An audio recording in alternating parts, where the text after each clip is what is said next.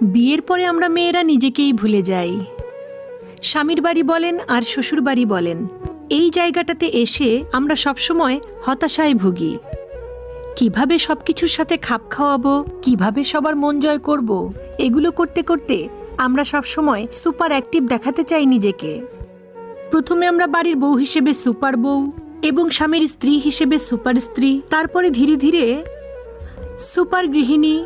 এবং আমরা যদি বাইরে কর্মও করি, মানে কোনো পেশার সাথে জড়িতও থাকি, তাহলে আমরা সংসার ও বাইরে সামলাতে যেয়ে সুপার অ্যাক্টিভও হতে চাই, আবার সুপার পেশাজীবীও হতে চাই।